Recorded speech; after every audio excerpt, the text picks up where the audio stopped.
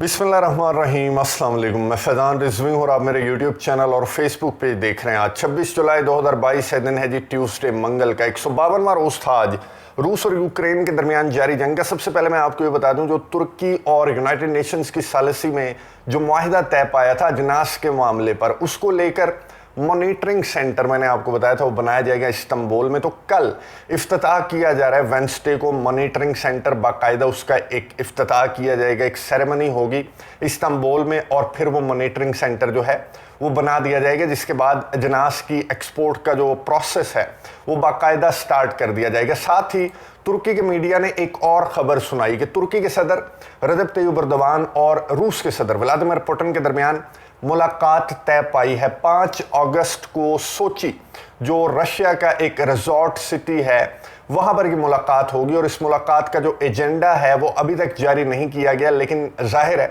इस मुलाकात में एक तो ग्रेन्स के मामले पर बात की जाएगी, दूसरा तुर्की के सदर रजब तय्यिप एर्दोगान ने खुद कहा था कि अब मैं जब तक अमन कायम नहीं कर देता, दोनों ममालिक को बातचीत की टेबल पर नहीं बिठा देता, तब तक ये जो मामलात हैं जैसे ओडेसा का हमला हुआ, इन मामलात से तुर्की पीछे हटने वाला नहीं है। इसका मतलब है कि रजब तय्यिप एर्दोगान व्लादिमीर पुतिन के साथ बातचीत की तरफ जाने पर भी बात कर सकते हैं, लेकिन फिलहाल एजेंडा जारी नहीं हुआ। बातचीत की कोशिशें तुर्की ने कहा था कि वो जारी रखेगा, क्योंकि रशिया ने अपने हमले तेज कर दिए हैं। डोनेट्स्क रीजन के अंदर ये खबरें रिपोर्ट हुई कि रशिया ने 30 से ज़्यादा हमले किए और एयर स्ट्राइक्स में भी रशिया की इजाफा हो चुका है। ना सिर्फ ईस्टर्न यूक्रेन बल्कि सदर्न यूक्रेन जो मिकोलाइव का इलाका है वहां पर भी रशिया की जानिब से हमले रिपोर्ट हुए आज के रोज। दूसरी जानिब यूक्रेन की डिफेंस मिनिस्ट्री ये कह रही है नेटो ममालिक यूरोपियन कंट्रीज को रशिया ने अपने हमलों में इजाफा कर दिया, और दूसरी जानिब ये भी क्लेम्स सामने आ रहे हैं कि यूक्रेन की फोर्सेस जो हैं वो रेजिस्ट कर रहे हैं। यूक्रेन जो लीथल वेपन है वो इस्तेमाल करते हुए मॉस्को की फोर्सेस को टफ टाइम दे रहा है, ये यूक्रेन की डिफेंस मिनिस्ट्री ने कहा। साथ ही यूक्रेन ने आज ये भी बताया और रशिया ने भी एडमिट किया कि यूक्रेन ने रशिया के बॉर्डरिंग टाउन को निशाना बनाया और ड्रोन्स से निशाना बनाया गया, जिसके नतीजे में 3 लोग जो हैं वो ज़ख्मी होने की इतलात मौसूल हुई हैं। यानी कि सदर्न यूक्रेन और ईस्टर्न यूक्रेन में इंटेंस फाइटिंग जारी है दोनों ममालिक की फोर्सेस के दरमियान। इस दौरान यूरोप की जानिब से जो मदद इमदाद है उसका सिलसिला भी तेज़ कर दिया गया है। एक तो यूके का जो टैंक्स हैं, यूके ने अनाउंस किया था, पहली मरतबा ये वीडियो आपको नज़र आ रही होगी, यूक्रेन की डिफेंस मिनिस्ट्री ने जारी की कि टैंक्स हमें मौसूल हो चुके हैं और ये टैंक्स मैदान जंग में पहुंच चुके हैं। सिर्फ यही नहीं बल्कि एक बहुत बड़ा सरप्राइज जर्मनी की जानिब से 3 माह कबल मैं आपको बताऊं अनाउंस किया गया था कि जर्मनी लीथल वेपन प्रोवाइड करने वाला है यूक्रेन को। और अब ये आपको तस्वीर नज़र आ रही होगी, ये जर्मनी की जानिब से तोहफा भेजा गया है। ये है जेपर्ड। ये जेपर्ड जो है ये एंटी एयरक्राफ्ट टैंक है। इसकी जो खसूसियात हैं आपको साइड पर नज़र आ रही होंगी। अच्छा वेपन है जो जर्मनी की जानिब से प्रोवाइड किया गया है। जेपर्ड, इसे चीता भी कहते हैं, और ये अच्छा लीथल वेपन है जो यूक्रेन को 3 मौसूल हुए हैं। 30 का ऐलान किया था जर्मनी ने कि 30 प्रोवाइड किए जाएंगे, लेकिन जर्मनी को झंझोड़ने की कोशिश की, यूक्रेन ने बहुत गैरत दिलवाने की कोशिश की, लेकिन ओलफ शॉल्स पहले सालिसी की कोशिशों में लगे रहे, फिर ओलफ शॉल्स बहुत कंफ्यूज्ड दिखाई दिए ड्यूरिंग दिस कॉन्फ्लिक्ट, और आखिरकार अब ओलफ शॉल्स की जानिब से ये कहा गया है कि अब मैं भेजता जाऊंगा लीथल वेपन और यूक्रेन को मदद इमदाद हम प्रोवाइड करते रहेंगे। पोलैंड की जानिब से भी और बाल्टिक स्टेट्स की जानिब से भी, दीगर जो यूरोपियन कंट्रीज हैं उनकी जानिब से मदद इमदाद का ऐलान किया जा रहा है। जर्मनी की जानिब से ये मदद प्रोवाइड किया जाना एक बहुत बड़ा चेंज था यूक्रेन की मदद इमदाद प्रोवाइड करने के इस प्रोसेस के अंदर। इसका जवाब रशिया ने दे दिया। रशिया ने अनाउंस किया, जो गैसप्रॉम है रशिया का जो एनर्जी जायंट है, उसकी जानिब से ऐलान किया गया कि जनाब 20% आपको अब गैस मिलेगी, क्योंकि जो टर्बाइन्स हैं वो हमें नहीं मिली, गैस का प्रेशर सही नहीं आ रहा, पहले भी ठीक नहीं आ रहा। जून के महीने में ये 60% हुआ, फिर 40% हुआ, फिर 10 रोज़ के लिए गैस सप्लाई बंद कर दी गई मेंटेनेंस का बताकर, और दोबारा से अभी 3-4 रोज़ हुए गैस को बहाल हुए। 21 जुलाई को ये गैस बहाल हुई थी और आज 26 जुलाई है और आज दोबारा से अनाउंस कर दिया गया गैसप्रॉम की जानिब से कि हम गैस में कट लगा रहे हैं मज़ीद। उसकी वजह उन्होंने बताई कि हमें टरबाइन्स नहीं मिली और एक टरबाइन तो अभी आएगी, वो इंस्टॉल होगी। दीगर 4 से 5 टरबाइन्स का बताया जा रहा है रशिया की जानिब से कि वो हमें नहीं मिलेंगी जब तक तब तक गैस का प्रेशर इसी तरह रहेगा। तो यूरोपियन कंट्रीज़ जो हैं वो तैयार रहें, या तो सैंक्शंस हटाएं, टरबाइन्स वापस दें।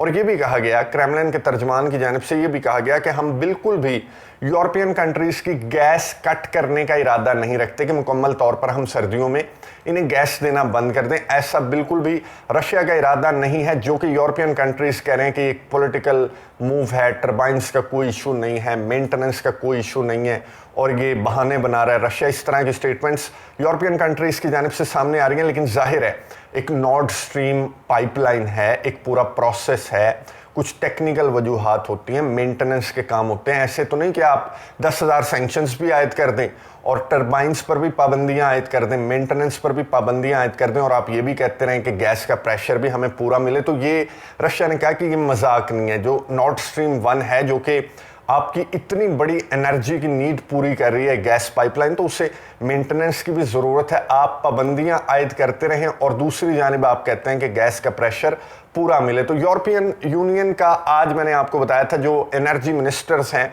उनका इजलास होना था, वो इजलास आज हुआ और उसमें डिस्कस किया जाना था 15% कट की जो एक प्रपोजल यूरोपियन यूनियन की चीफ ने रखा, एक आइडिया दिया कि 15% कट लगा देते हैं और इससे हम गैस को महफूज कर लेंगे जो एक्सट्रीम सर्दियां आएंगी, विंटर्स, उसमें इस्तेमाल करने के लिए। तो उस मामले को डिस्कस किया गया आज यूरोपियन यूनियन के इजलास के अंदर और उस पर काफ़ी बहस हुई, क्योंकि बहुत सारे ममालिक मैं आपको बताऊं जिसमें स्पेन भी शामिल है, हंगरी भी शामिल है, फ्रांस भी शामिल है, जर्मनी भी शामिल है, पोलैंड भी शामिल है, वो इस आइडिया से इत्तफाक नहीं कर रहे थे। 15% गैस का कट। मैं आपको एक एग्जांपल दे देता हूं। स्पेन, ये आपको नजर आ रहा होगा, स्पेन जो है वो सिर्फ 10% गैस रशिया से लेता है, बाकी वो दीगर ममालिक से लेता है, जिसमें यूनाइटेड स्टेट्स भी शामिल है, नाइजीरिया भी शामिल है, यहाँ से इसकी गैस आती है। तो आप स्पेन को कह रहे हैं कि अपनी गैस का 15% कट लगाओ, वो तो 10% रशिया से लेता है, वो 15% कट लगा के गैस को महफूज करे और फिर वो यूरोपियन कंट्रीज़ के काम आए। इसी तरह के जो एतराज़ात हैं वो हंगरी ने स्ट्रेट फॉरवर्ड ये कह दिया कि तुम अपनी साइड पर रखो अपने मामलात, मैं रशिया के साथ डायरेक्ट डील करूंगा। और 3-4 रोज़ कबल हंगरी के मिनिस्टर ने रशिया का दौरा भी किया और ये भी कहा कि हमारी एनर्जी की सप्लाईज जो हैं वो मुतासर नहीं होनी चाहिए। तो इसी तरह पोलैंड का भी एतराज़ है, फ्रांस का भी है, जर्मनी का भी है, क्योंकि गैस का इस्तेमाल और गैस जो मिल रही है उसमें फ़र्क है। तमाम जो 27 यूरोपियन यूनियन के मेंबर्स हैं उनकी गैस की कंजम्पशन में और जो गैस उन्हें मिलती है उसमें फ़र्क है।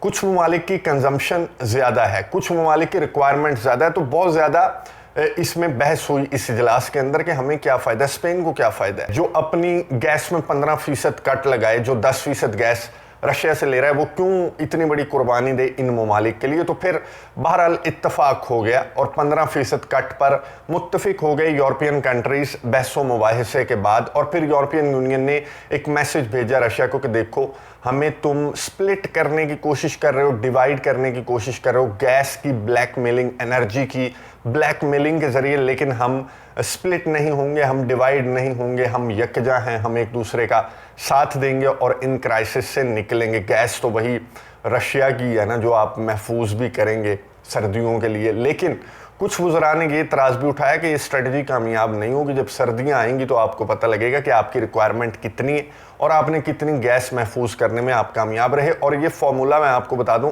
अगस्त से स्टार्ट होना है गैस कट का और ये जाएगा मार्च 2023 तक, यानी कि कंट्रीज 15% मैंडेटरी कट लगाएंगे अपनी एनर्जी की कंजम्पशन पर। तो कुछ वज़रा ने ये भी कहा कि ये कोई सूटेबल और इस तरह का कारामद किस्म का फार्मूला नहीं है रशिया की एनर्जी को रिप्लेस करने का। लेकिन यूरोपियन यूनियन की चीफ और यूरोपीय ममालिक जो हैं वो इस बात पर भी कोशिशें कर रहे हैं कि इसराइल, इजिप्ट और अज़रबैजान जैसे ममालिक से इस दौरान मुआहदे जो हैं वो तेज़ कर दिए जाएँ और गैस की सप्लाई का काम जो है वो दीगर ममालिक से उन्हें एनर्जी मिलने लगे और वो रशिया पर डिपेंड ना करें। रशिया ने साफ अल्फाज में कह दिया कि आप जो पाबंदियां हटाएं, टरबाइन्स पहुंचाएं और गैस लें हमारा और आपका।